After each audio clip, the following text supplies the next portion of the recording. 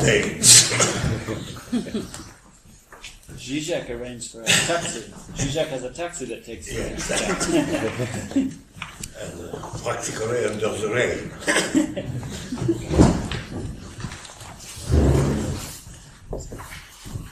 But philosophy exists in all circumstances.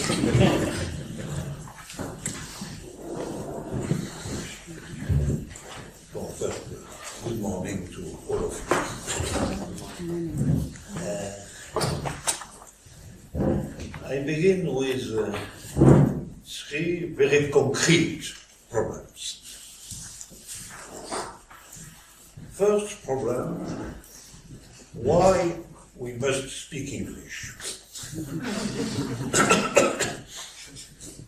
It's a real question. It's a particularity of our world that everywhere we are speaking English. It's an intellectual form of economic globalization, and also a philosophical form of economic globalization. There is one world, in some sense, and if really there is one world,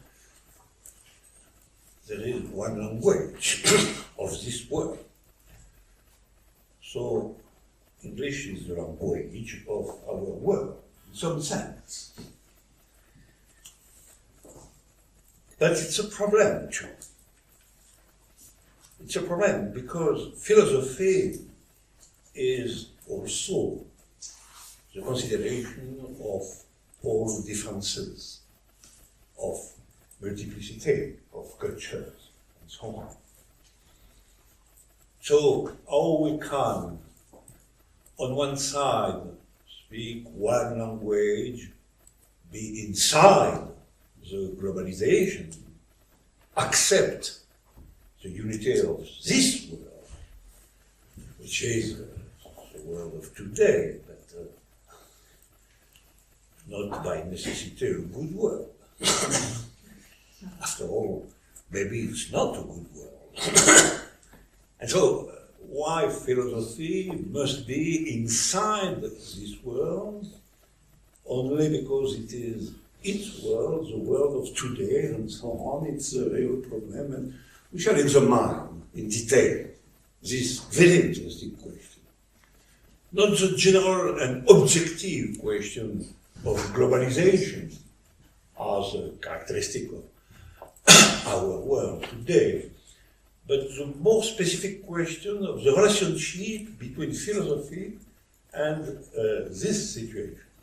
And the question of why we must speak English is only an aspect of this very massive problem of the relationship between the philosophical determination, which is also something like the subjective determination, and this objective situation, which finally is for us an obligation, the obligation to speak English here in Sarasfe.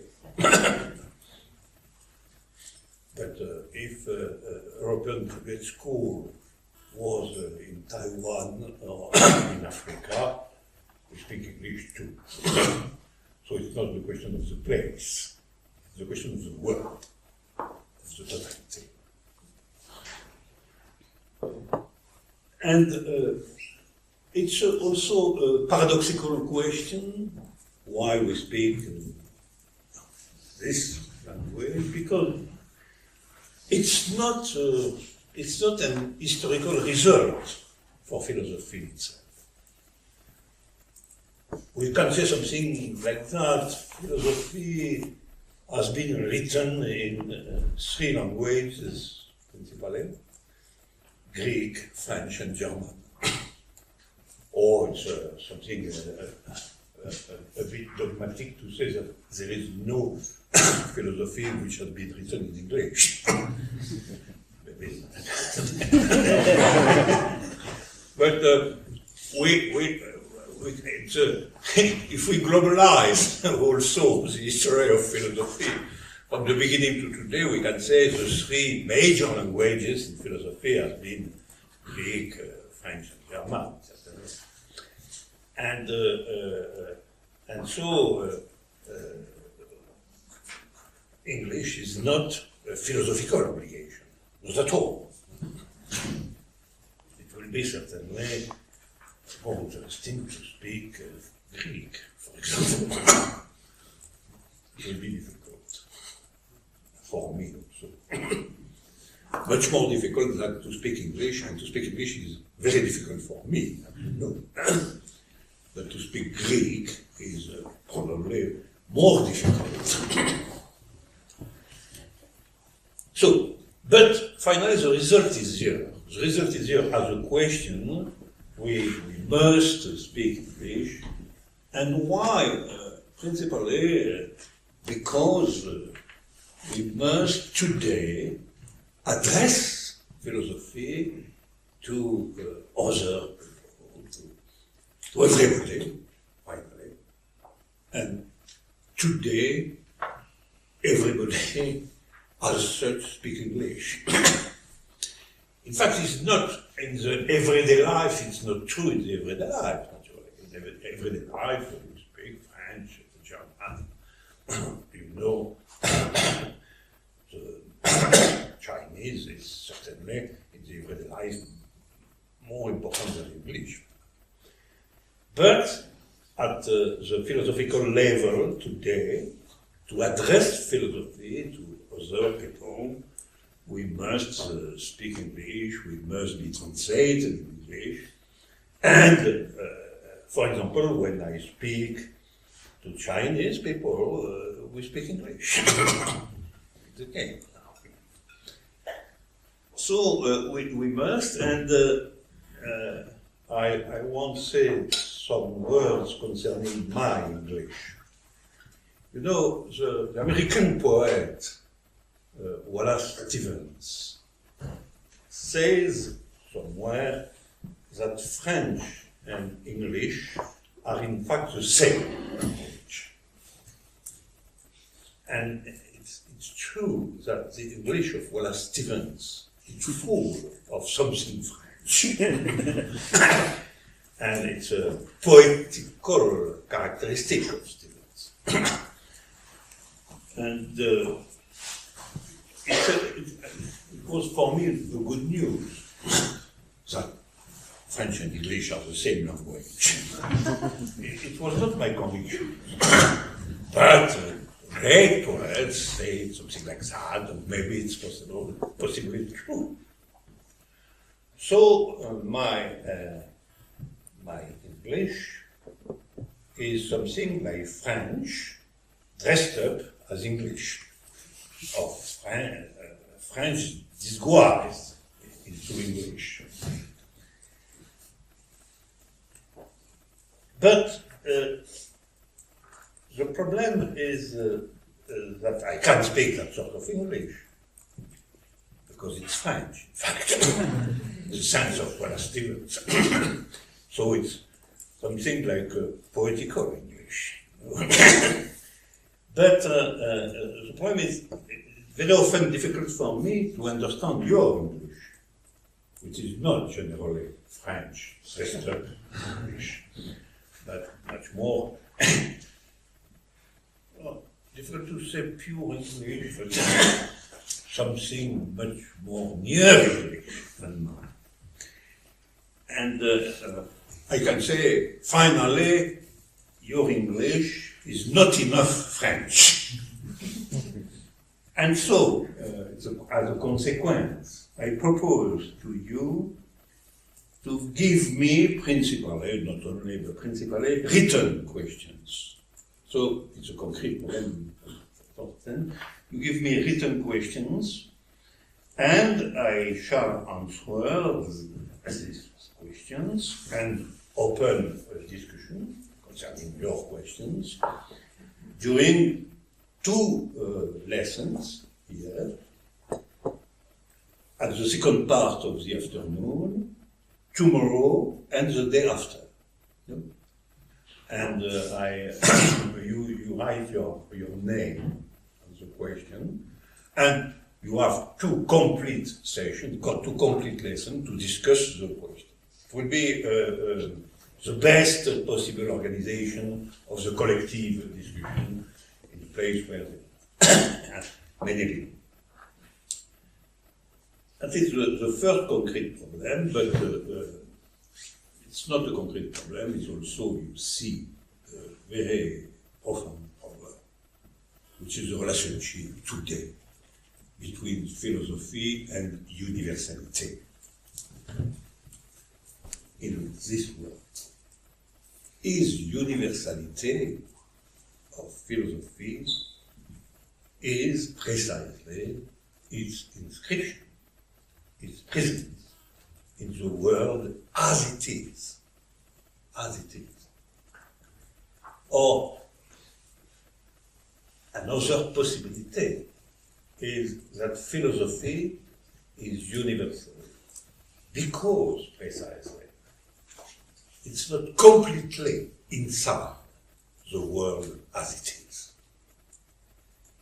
but that philosophy is in a world which in some sense does not exist not because this world is a pure fiction, it's a possibility. Many people are saying that philosophy is useless or is nothing because precisely the world of philosophy does not exist. But it can say the reverse, that precisely philosophy is useful because the world of philosophy is not exactly the world as it is, but something which is between the world as it is and the world as it must be. That's the world that we desire. So it's a place of philosophy between something realistic, the world as it is. We must know the world as it is. We must understand the world as it is. We must propose something like a clear vision of the world as it is, but from the point of view of something else, from the point of view of the world not exactly as it is, but as a sort of desire, say, concerning the world. So it's the first question, and the second question, which is a consequence of the first, is what is exactly the question of language in philosophy? Not only the abstract question of the structure of languages and so on, the grammatical question and the logical question too, but the precise question of the language in which philosophy exists. And it's a very difficult question because there is today two possibilities. First possibility, philosophy exists in the language, the dominant language of globalization. Philosophy accepts to be inside the world as it is, and so speaks the universal language of today, which is a sort of English. In fact, not exactly pure English, a sort of jargon. It's the first possibility. And you are, in fact, there is something like an obligation to do something like that. I am a pure example. I speak to you in English. So I am a proof of the necessity of that sort of inscription of philosophy in the world as it is. But I think we cannot do only that. It's not a real creative possibility. So the creative possibility is to inscribe philosophy in the multiplicity of languages, but it's not possible that philosophy is completely inside the difference of languages. It's not reducible to one language. Because this philosophy is reducible to one language and can be expressed only in this particular language, it cannot be universal thinking. And you know, there is a temptation, for example, Heidegger says explicitly that German is today the real language of philosophy, after Greek, after ancient Greek. So being speaks German. Poor being. But you know, it's a purely nationalist position, and no, we can say that it's something like a fascist position finally. And I'm not. I think really that Heidegger is a great philosopher. But really, this position, the specific position concerning the language of philosophy, is absolutely against the universality of philosophy, so against the recognition of that something exists which is humanity as such, and not only humanity in the form of a specific language, a specific culture, and so on. We return to this problem, which is not so simple. Philosophy, in my sense, my position, is not possible if we don't recognize that exists something like humanity as such. Naturally, exist many cultures, differences, and so on and so on. And humanity as such is a pure multiplicity in some sense. But this multiplicity is also something which must be recognized in its unity, in its fundamental unity. There is something like, to take a word, more technical word, there is something like a generic humanity. A humanity which is humanity as such, and not reducible, not immediately reducible to its immanent differences. If you say that philosophy speaks only one language, you can do that in two different meanings. First meaning, we must speak English, not because being speaks English, poor being, German, English, ancient Greek, and so on. Not because of this technical reason, not because being speaks English, but because the world, in the world as it is, we must speak English, but it's not it's a necessity of today. It's not a metaphysical necessity, you understand that. Or in the other position, the position of Heidegger, but which has been also the position of Leibniz, for example. So it's really something important in German history.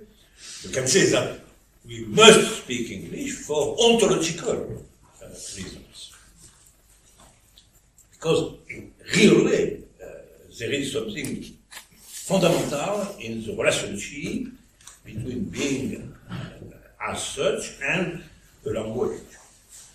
But the two possibilities are not good possibilities for philosophy, in fact. The first one, because there is something abstract in the fact to speak English. I understand that it's a necessity to speak English in business. But the law of philosophy cannot be exactly the law of business, after all. Philosophy is not a business. It's a question because today everything is a business. So is philosophy able to be an exception? It's a very difficult question. The question of the philosophy exists something like a philosophical exception. But you cannot be reduced to the laws of business, but we cannot be reduced to the idea of speaking one language and not the other. Sometimes the idea that we must speak only our specific language is opposed to the abstract idea to speak English. And it's a contradiction of today, a nationalist reaction against globalization. You know? It's a possibility, and it's also a philosophical possibility. You are saying, no, we cannot accept to speak the common business language, which is English, so we must speak only our proper language, our language of ordinary life, and so on. And sometimes I think that is the major risk concerning philosophy, to be structured by this sort of contradiction. On one side, abstract universality in the form of globalization in business, and on the other side, a sort of nationalistic reaction, which assumes that we must be absolutely closed in our particularity. And it's something concerning the contemporary world. Naturally, my conviction is that we must go beyond this opposition. We must think that there is something like universality, there is something like a unity of the world, unity of humanity as such, and on the other side, we must recognize completely the differences, including, naturally, the differences of languages. But to go beyond the contradiction is a dialectical problem. How is it possible to resolve that sort of contradiction, which is, I think, the most important contradiction of the world today? The contradiction of abstract universality, which is the universality, the imperialist universality of business, capitalism, and so on, and the formal language of this process is English. And on the other side, the reaction of different cultures against this abstract universality, but in the form of the pure affirmation of their particularity.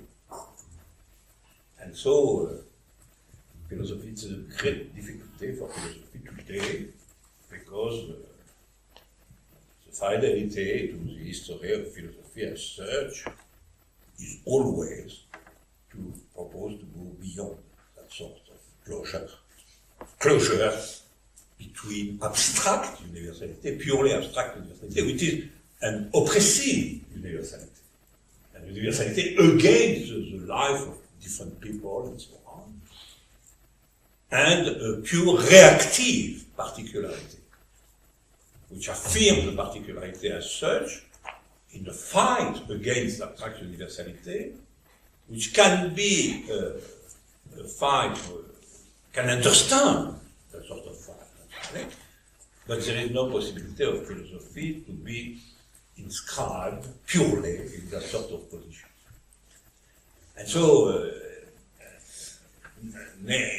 neither the abstract vision of the world of globalization are a peaceful world of business, nor the reactive position of Heidegger being speaks German. No, if you want, neither business speaks English, so we must speak English, nor I am German, so I must speak German and nothing else. Right? And so it's also, we explain that time. So I think a political contradiction, naturally, not only a philosophical one or a cultural one, it's a political opposition between something like, how one can say that, something like the political position on the side of globalization, which assume and affirm that globalization, business, English, and so on, are the destiny of humanity. The only possibility. And which is also a political position in the field of philosophy. What I name abstract universality, but we can find other names. Abstract universality, a political position which is that the Western world is a paradigm for the historicity of all humanity. That we have today a unique possibility, political possibility, which is only, finally, the expansion, the universal expansion of the world as it is.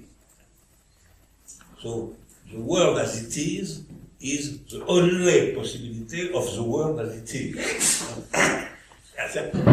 It's a really a political position to say something like that. That we are inside the world, the only possibility of this world being the continuation of this world. Naturally, with something better on one point, something more green, something but global, at the global level, the political position is to affirm that the future of the world as it is in some sense the world as it is, and not something else. Not something else in a radical sense, no. And so this political position, it's the real conservative one today. And the conservative position is not the true enemy today, I think in the vocabulary of war. The true enemy is not absolutely the reactive position, because it's not a dominant position. The reactive position exists and it's an enemy too. The more principal enemy is the position that we must continue purely and simply. We must continue. We have nothing to do but continue the world as it is. And this position is also the position of the world as it is the piece of business, something like that. The piece of business which is, as you know, imposed in some part of the world by the war. The war to impose to everybody the piece of the business. And I insist on the point that this position is the true conservative one today. Because generally we name conservative position, in fact, a reactive position. A position which affirms that we must return to the old world. Family, no new laws concerning freedom of sexuality and so on. That is horrible. We must return under the law of God to the old world with discipline and so on and so on. Naturally, this reactive position is something dangerous and something horrible, and we must act against all that. But it's not the true and fundamental enemy at the end. It's something like a reactive position against the true conservative position, which is we must continue the process of the world as it is, and we have no other possibility. That is the truth, and it's the position of practically all governments of great countries today. Great countries of Europa, of the United States, of China, and so on. They have contradictions between them, as always, but there are something in common, which is fundamental, which is that it's finished to propose a completely new vision of the world as a possibility of this world. Not as a fiction, not as an utopia, but as something which is a real possibility of the world as it is. And that is the first tendency, the dominant tendency today, which is to affirm that the world as it is has no true possibility inside itself than to continue the world as it is.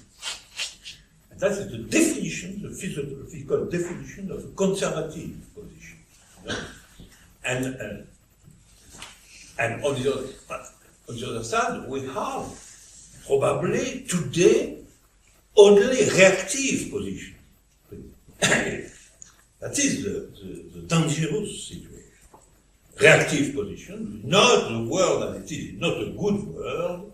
We must return to something which is in the form of the old world, which is, as we know, religious reaction, some form of radical Islam, and so on.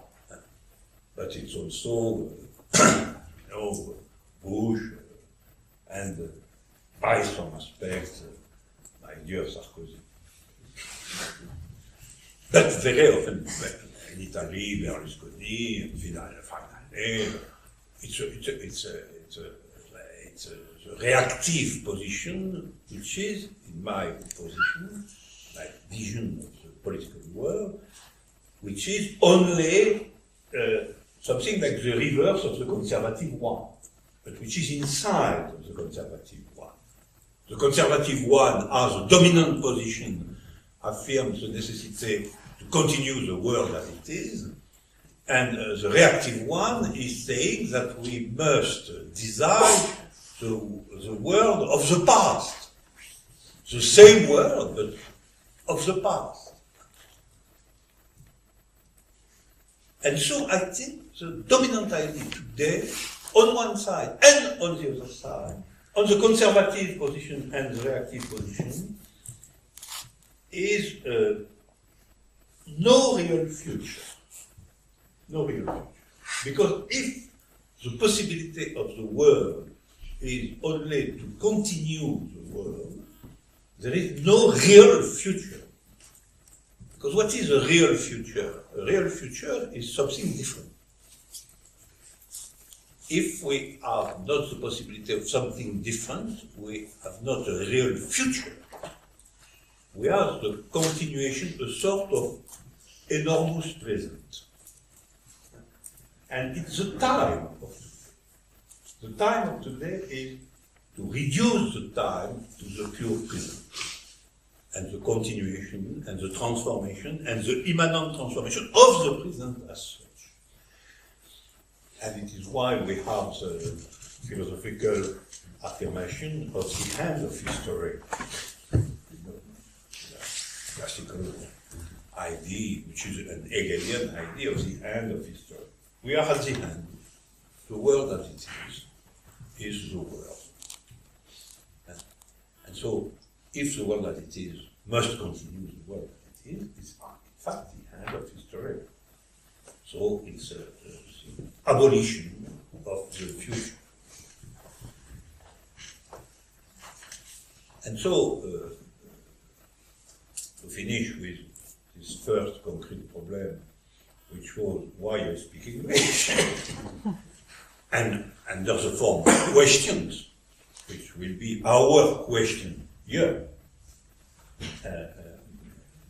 I say that we must escape, if philosophy is really useful today, It is because philosophy must be on the side of the attempt to escape that sort of false contradiction between the conservative one and the reactive one, which is a dominant contradiction.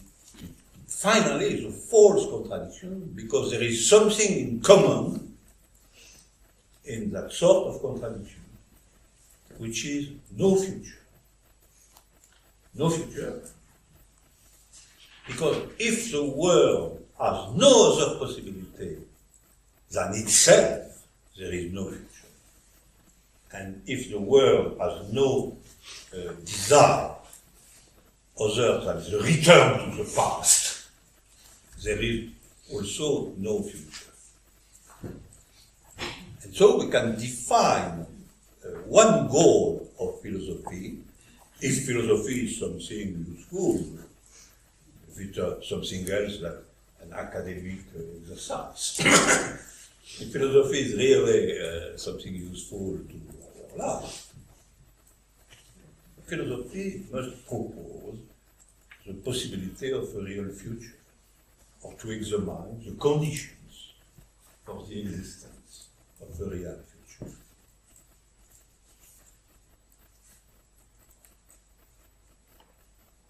Well, it's the first concrete problem. The second one is a very complex problem, is what is our duty? Our duty here, in this room. The duty of the professor and the students. My duty could be me. My duty as a professor is to be with you 6 hours a day, and during 3 days, 3 successive days. And we can say that after all, it's a professional duty. My duty as a professor is to be with you. And what is your duty as students? It's also the duty to be with me during 6 hours a day, during the 3 days. And what sort of duty? What sort of duty? It's not completely clear, you know, and it's particularly not completely clear concerning that sort of university, which is a university. You are not exactly young students coming finally to becoming something in the business or in the world as it is. It's not exactly the situation here. No. So your duty is not exactly a professional duty. The difference between you and me. It's a possibility for me to understand my duty in a purely professional manner, but it's not exactly your case. There is something like a freedom in your choice to be here. And my idea is that we must speak of something like a philosophical duty, really. That is a duty which is not reducible to the interests of the human animal, to be in the business, to have money, to can buy something which is some products, to can have a good life, and so on and so on. Not exactly that. And the point is that if your duty is of philosophical nature, is in some sense of philosophical nature,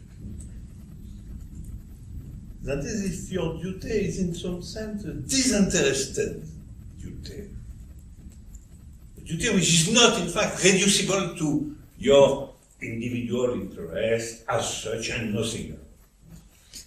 If it is the case, alors, my duty will also by necessity be of philosophical nature and not purely of a alone.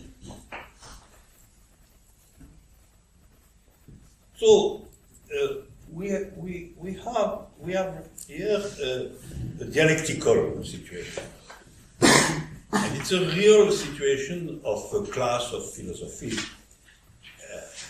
a real class of philosophy. There is a common duty, which is of philosophical nature by itself, because it is not reducible to something else.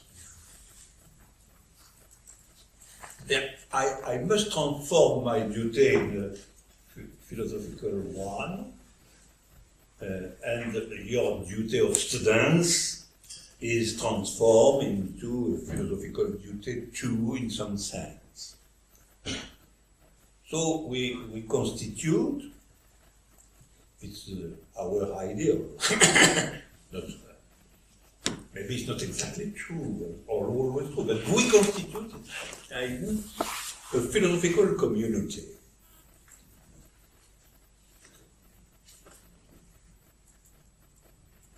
And this constitution of a philosophical community,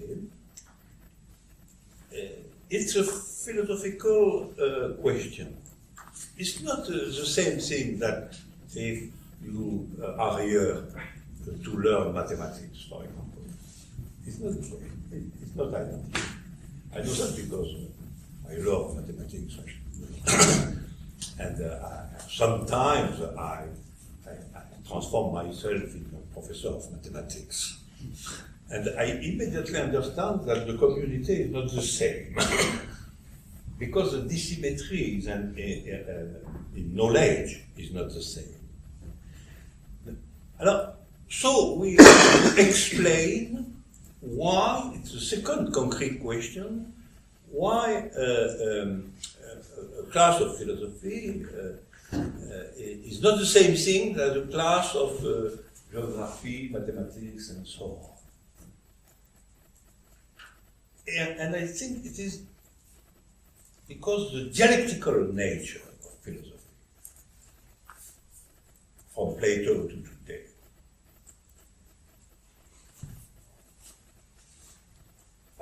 the dialectical nature of philosophy products a new situation of the relationship between professor and students.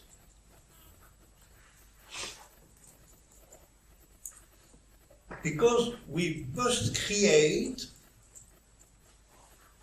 and maybe we attempt to create, and it can be a failure, surely. But we must create something like a new common desire. A new common desire. And the question of philosophy is to create new desire. It's not to give new answers to some problems. And surely we propose some answers to some problems, but it's not the goal of philosophy. The goal of philosophy is not, like in mathematics, to explain a problem and the solution of the problem. It's not like in empirical questions to learn something new concerning geography of a country, history, and so on. It's not to know the laws of the world, like in economy and so on. It's really to create in everybody a new desire. And if we create a new unity, in some sense, it is because there is something in common, not only in the class, between the professor and students, which is precisely the possibility of that sort of new desire. And the creation of that sort of new desire is of dialectical nature, because we are not, you and me, at the beginning, in the same position. We are in different positions. I speak and you learn, you write and I speak and so on. It's not the same position, okay. But the goal is not to continue indefinitely this difference, but as a result of this difference of position, to have something in common, which is precisely a new desire, and as you immediately understand, a new desire is not exactly the same desire. There is something individual in the new desire. But they understand the situation in different manners and so on, but what is in common is the problem of a new desire as a result of a philosophical process. Not only a class, but also when you read a book of philosophy, if you read really a book of philosophy, that is, if your reading is of philosophical nature, is not to learn what there is in the book. Actually, very often it's the case, because you are exams and so on, and you must learn something, and you read a book, oh yeah, well, a horrible book, and so on. It's very difficult, abstract, annoying, and so on. But all that is not of philosophical nature, it is of academical nature. What is a philosophical nature? When you read the book, is also to open a new desire. So it's also something like a subjective transformation. It is the point. The question of philosophy is not a new knowledge, but a new desire. It's true from Plato to today. It's not a new idea. And so the dialectical nature, to return to this point, of philosophy, is that the goal of philosophy is not the production of knowledge and accumulation of knowledge, but the qualitative subjective transformation by the way of the creation of a common new desire. And the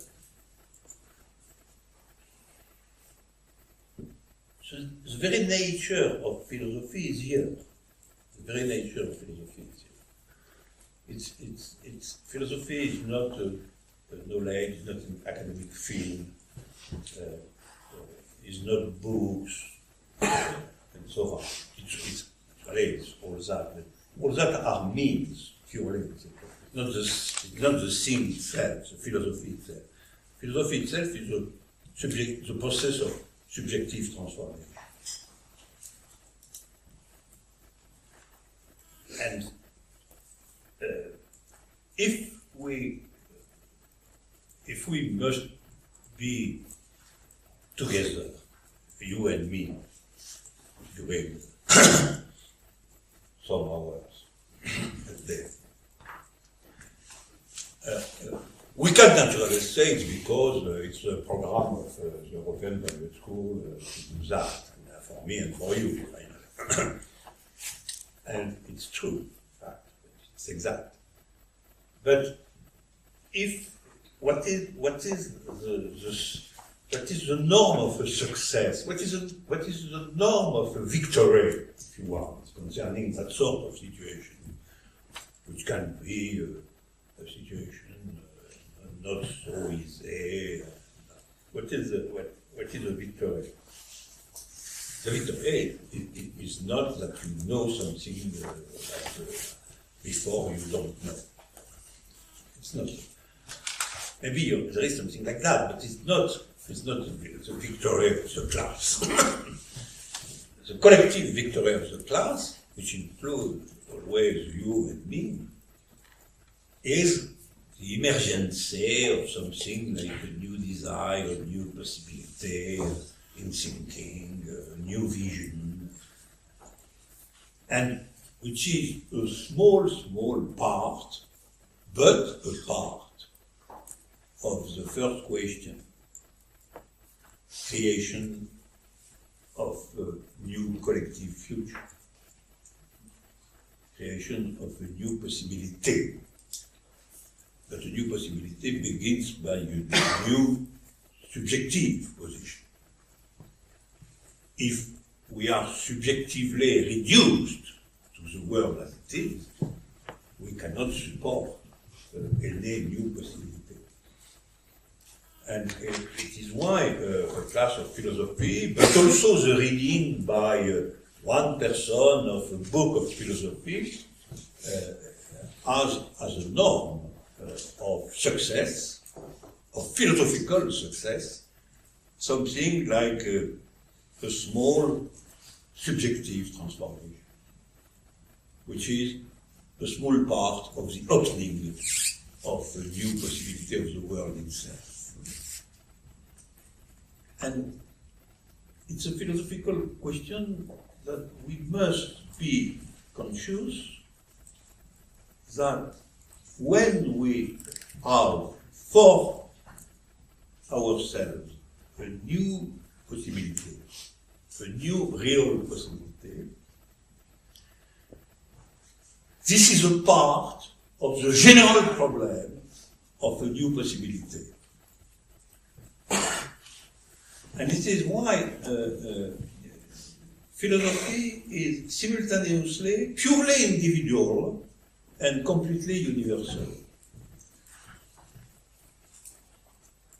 It's purely individual because it's not politics philosophy. We don't create a philosophical organization, a philosophical party, if you like. That is a question of politics, properly. And everybody knows that the goal of philosophy is not to create a new political organization, a new revolutionary party or something like that. It's not the goal of philosophy at all. Because philosophy, at its proper level, is an individual question, in fact. It's really an individual question. It's the possibility of a new desire of somebody, and not of the humanity as such, because humanity as such, in some sense, exists and does not exist. I cannot speak to humanity as such. I can speak to you. I do that. But you are a collection of individuals. You are not a party, an organization. Yes, you are in the open graduate school. Open graduate school is not a political party. Good thing. So I speak to you, that is, I speak to everybody in the class, in some sense. And so, philosophy is purely individual, and at this level, you have differences, dissymmetry, and so on. My position is not the position of everybody in the class, and so on.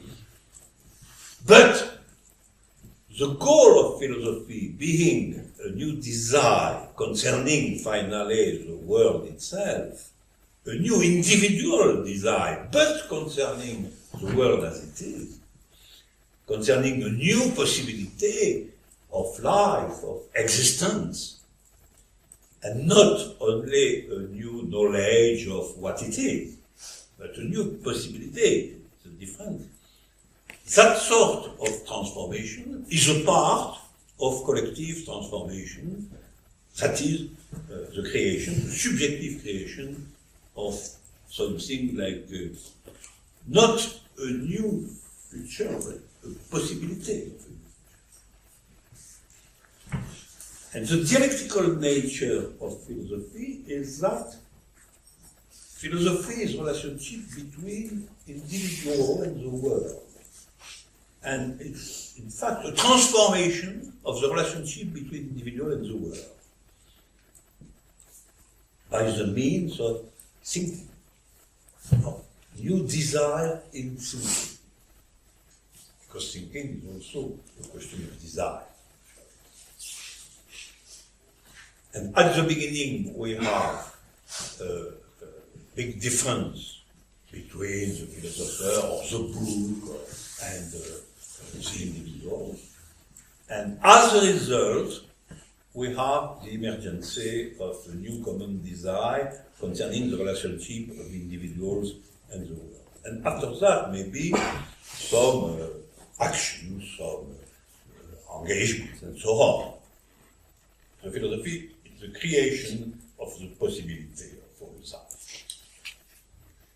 by a new position of individuals. So philosophy is one by one, and not a collective address. This is why a class is not a political meeting or something like that. It's a class, it's a collection of individuals. And philosophy, the action of philosophy is one by one, really. But this one by one is not the closure of the one on itself. It's not the closure of the individual with himself or herself, but is the contrary. It's the opening of the individual to something like a new possibility, which can be, and generally is, also a collective possibility. But the collective possibility is seen from the point of view of the individual. No?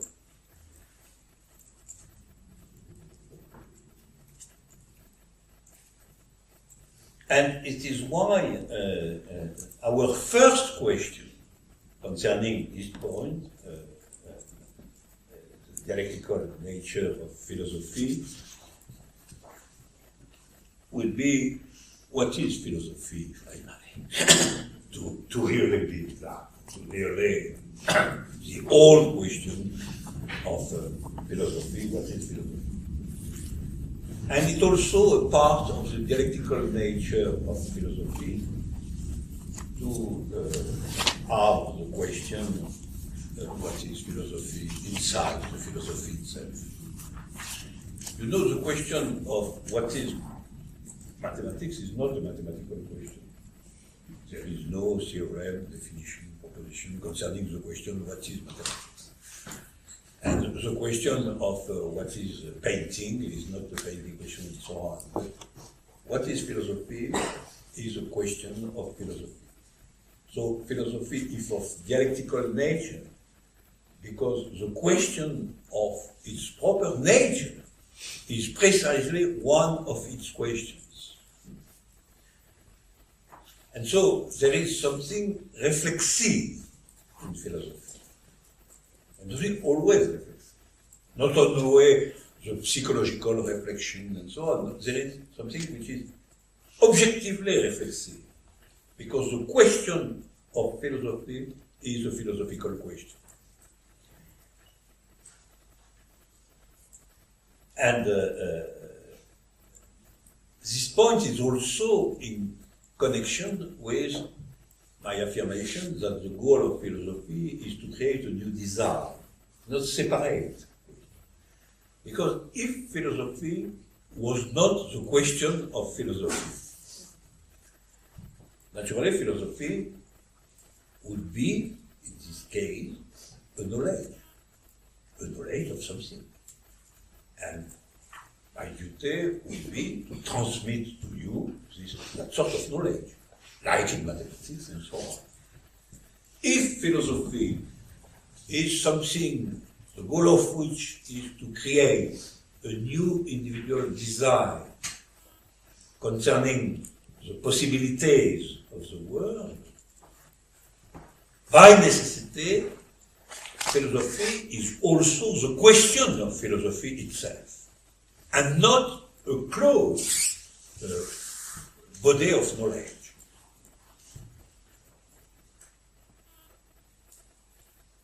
So, if you want that philosophy be the opening of the individual to a new design, we must have an opening of philosophy itself. If philosophy is closed, it creates something closed. To create something which is open, philosophy must be open too.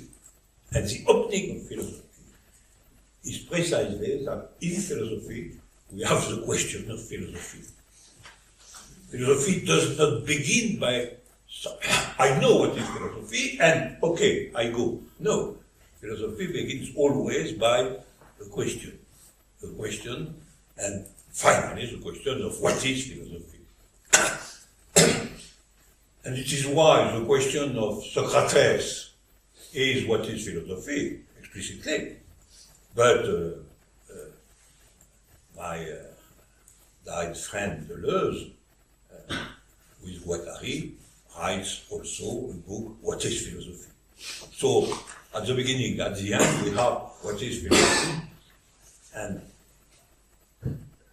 we know that the answer to this question is an answer which is itself open, because the answer to the question by Socrates is always the point of departure of another manner to put the question. And it is why we have also the question in Deleuze. But you read Deleuze, magnificent book of Deleuze, What is Philosophy? It's only the possibility of a new manner to put the question, what is philosophy, naturally. And so the history of philosophy is also the history of the question concerning philosophy. There is not a determination, and historical determination of an answer to the question, what is philosophy, and after that, philosophy. No, there is a constant repetition of the question, what is philosophy, with different answers to this question. And so, there is something absolutely open in philosophy. And it's a necessity, because all form of closure of philosophy is also the death of philosophy, because philosophy, the life of philosophy, is the possibility of opening the thinking of individuals to new possibilities. And if philosophy must be something like that, you understand that today, where the conservative position, that is, the world has, the possibility of the world is only to continue what it is. If philosophy is something like that, philosophy is not adequate to the world. But the opening of philosophy is not adequate to the conservative position. Because philosophy itself is always saying that philosophy must be something else. It is why there exist philosophers, different philosophers, and constant transformation, not only of philosophy, but of the question of what is philosophy.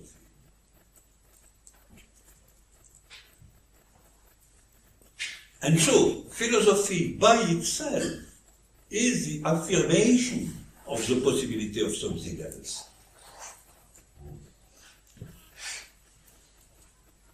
So the continuation of philosophy is not conservative. The history of philosophy is not to affirm its continuation. And it is why every philosopher begins by saying, I write something completely new.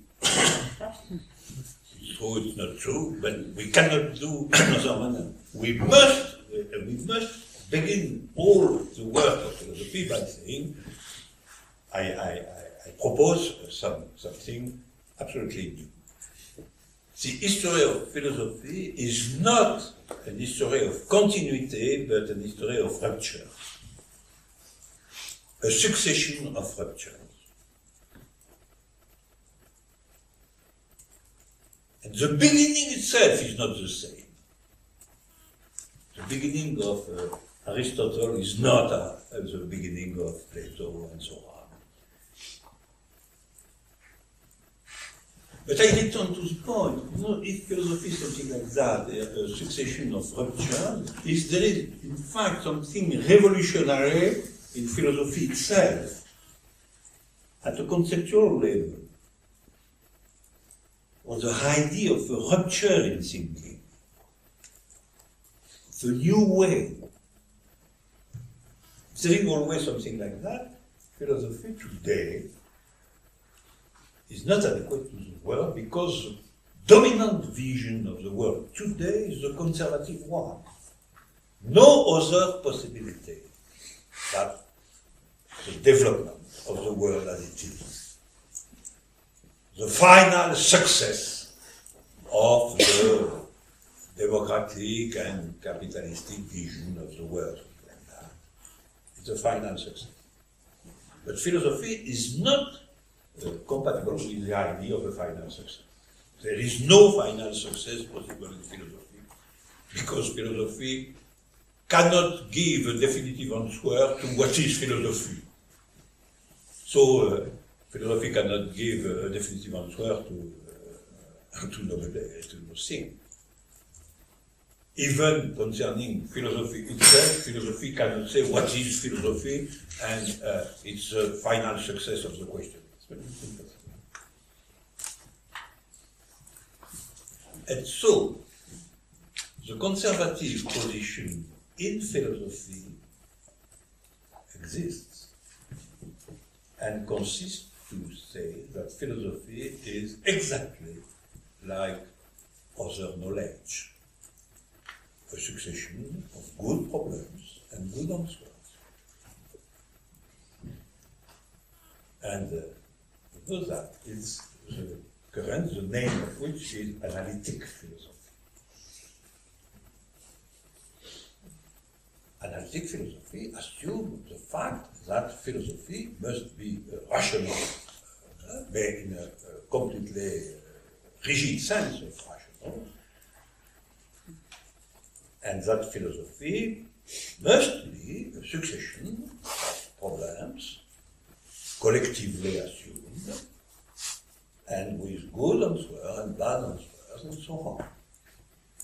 The result is finally that you can hear some professors of philosophy in this sense saying that what is really important are only the papers of the 10 last years in philosophy. Because it's exactly like in science. In science, in fact, what is very important for the creative scientist are the papers of the 10 last years. And so we have today a conservative position in philosophy, which is the reduction of philosophy to collective good problems and collective good solutions in abstract manner. Analytic philosophy. So it's not at all a question to create a new design or a new future, new possibility. It's a question to be precise. Be in the field of knowledge, logical, grammatical, linguistic, and finally conceptual knowledge, with rules which are of clear position. And so,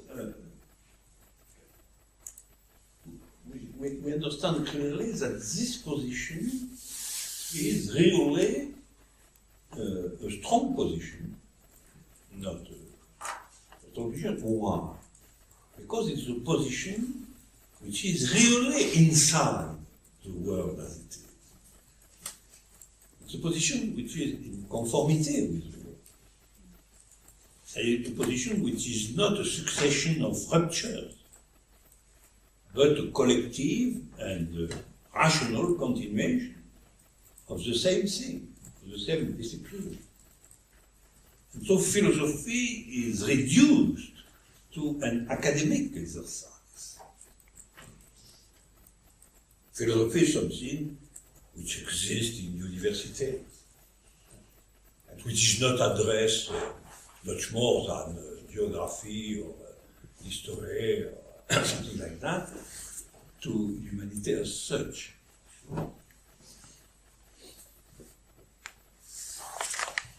And we can say that that sort of position suppress, abolish the dialectical nature of philosophy.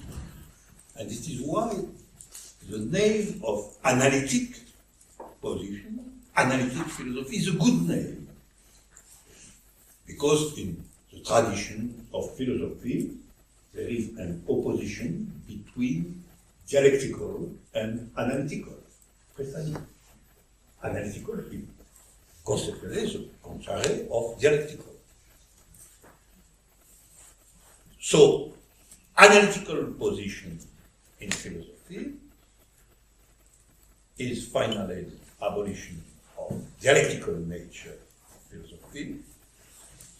So it's also the affirmation that we know what is philosophy. So it's the suppression of the question, what is philosophy? We can define the rules, the objective of philosophy, and we must continue all that. It's also the suppression of the creative position of philosophy in the sense of the existence of philosophers as individualities. Philosophy is a collective creation. Actually, if you have good rules, good problems, good answers, you can work collectively, no problem. Exactly like in the laboratory of science and so on. And so you know the link, the relationship between the question what is philosophy, the dialectical nature of philosophy, the creation of new possibility, the question of a new desire, and so on, the main. So, the analytic philosophy as the conservative position in philosophy today is a strong possibility, because it's a possibility which is inscribed in the world that it is, and it's a possibility which is a closure of philosophy. It's best definition. The question of philosophy, we have an answer, a definitive answer, exactly as we have a definitive answer of what is the good world. The good world is the world that it is, with imperfections and defects, but this story will be a good one. And so, we have on this point, we have a fight. It's actually really a fight. It's not a peaceful situation. Exactly as in the world. We have the fight between the maintaining the continuation of the vision of philosophy as an open question, as the creation of a new desire, as something like the protection of the idea of future. The protection of the idea of future. The definition, possible definition.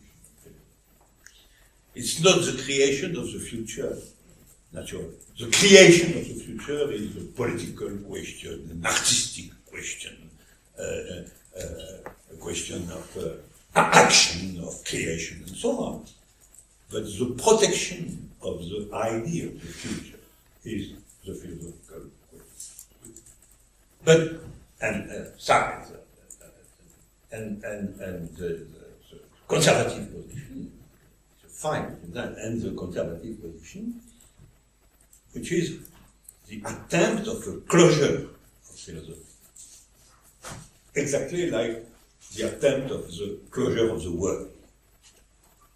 In one vision, one vision and impossibility of a true rupture with this vision.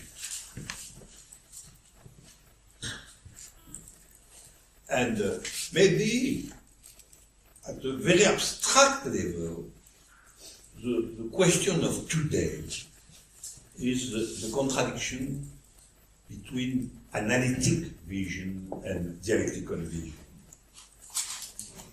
Analytical vision and dialectical vision. It's certainly the contradiction in philosophy today. Analytical vision, closure, and not creative dimension, creation of new possibilities, but good answers to good problems.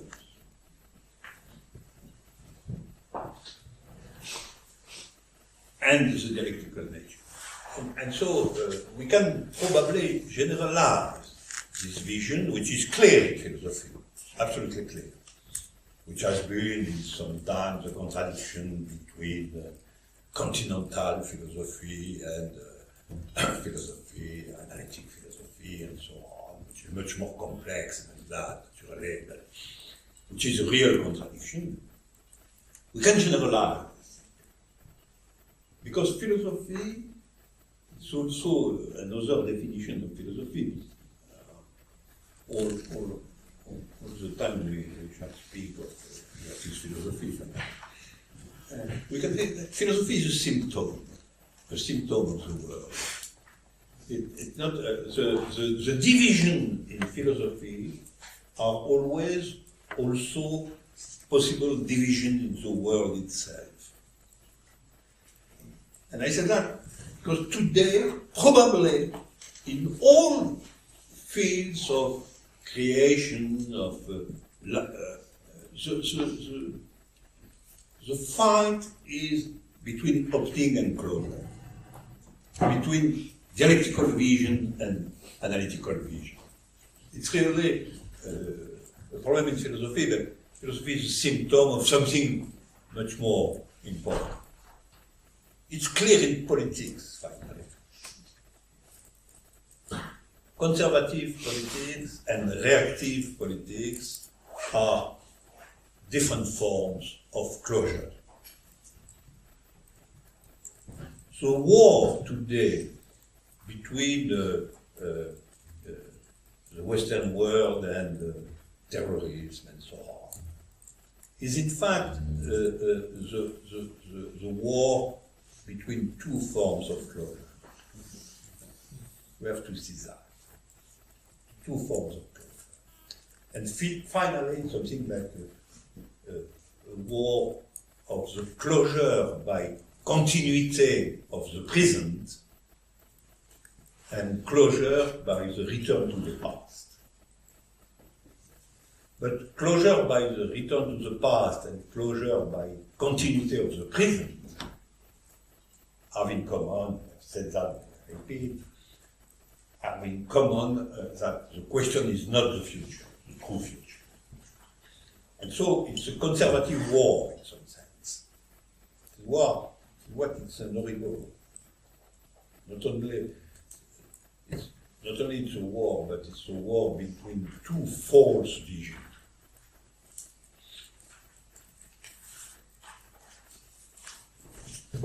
And we can say, in philosophical terms, that in this war, the two positions are analytical and not dialectical. It's the war between two analytical positions. That is, two positions which are closed, and two positions which are not an opening to the future, but which are of defensive nature. It's not the creation of something. It's a return or a continuity. And we can oppose to that the general vision, the dialectical nature of the philosophical affirmation of the necessity of a new future, of a new possibility, of the fact that the world as it is, we must open the possibility of another world, not only as a fiction, but as a possibility. I insist on this. When something are saying that philosophy, political vision of progressist nature and so on are purely fiction, purely abstract vision and so on, it's a part of the war, of the ideological war. It's an argument against the new possibility. We must resist to that sort of argument. It's not true. Not our problem, our philosophical problem is not to propose a sort of closed fiction. That is a pure utopia. Pure utopia is a closed fiction. After all, it is an other sort of closure. If you say the world as it is not good, and you propose a pure fiction of another world which does not exist and which is not a possibility or a future, you are also in the closure, finally. A negative closure, but a closure. And so, we are not in the conservative vision, the possibility of the world is the world as it is. We are not in the reactive position, the world is not good, we must return to an old world. But we are not in the position, we propose a pure phantasmagorie, a pure fiction, a pure phantasm of the world. The question is the possibility inside the world of something which is really different. That is our problem. If something like that does not exist, the dialectical position of philosophy must be abandoned. It's true. The analytical camp is victorious. And it's the end of history, in fact. But the end of history is also the end of philosophy. And finally, my position is the end of everything which is of some interest. Because it's the end of the idea of creation. You know, it's the end of the idea of creation. It's also the end of artistic creation. It's the end of scientific creation. Because science becomes the slave of technology and business. It's the end of love as a creative position of existence as such. It's the end of all is rupture and creative rupture in the human existence. And so it's an horrible position, my vision. It's an horrible position. The only point which is the norm of the conservative vision is security. The dialectical position is also the acceptation of some risks. It's true. You cannot have the dialectical position and pure security. It's impossible. But we perfectly know that we cannot have, for example, perfect security with love. I take this example because it's more simple and the more common. But we are, when we are engaged in the true love history, you cannot exist pure security. It's absolutely impossible. And it's the same thing when you are in artistic experimentation. When you want to create something new critique of the forms and so on, we cannot say, oh yes, but I desire absolute security. No failure. No, only success. It's absurd, actually. But that is the conservative view. The conservative vision, the most important name in conservative vision is security. And politics is politics of security. And all is finally under the law of security. And the analytic position in philosophy is philosophy with security. That is its definition. A purely secure philosophy. Good problems, good answer. We can have a contract, a philosophical contract concerning the rule of philosophy.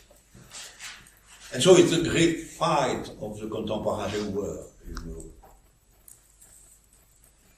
Analytic vision, dialectical vision, security of creativity. And the problem is that position of analytic vision, security, continuation of the world as it is a very strong position. A very strong position because humanity as such is divided. Humanity as such in every individual loves security, desire also security. And it's the fight inside subjectivity itself. And you know, Socrates was condemned by death, you know. And just the fact that philosophy was the corruption of young people. But what is corruption of young people? Corruption of young people is to learn to young people that security is not the true desire of humanity, and to propose a dialectical vision where we assume a part of risk, a part of chance, a part of uncertainty, and the desire of difference, and not the very strong desire of sameness, which is, in fact, the fundamental desire of a contemporary world. The sameness, the identity, the continuation. And philosophy is something completely different of all that. And it is why it was my second concrete problem. And it is why we have two possibilities concerning our class, our discussion, and what I say to you. And what is my ideal, my goal of what I am doing here. There are two possibilities always. There is the analytic possibility. I give you a new knowledge on some points, good problems, good so on. It's the first possibility. And the second possibility is, in one sense, that there is something like risk. Oh, it's not the risk of death, or it's not the love risk, it's the risk of. But there is something like a risk, which is the risk of something like a little modification, a little transformation, something very small maybe, but very small transformation, a very small rupture in the subjective position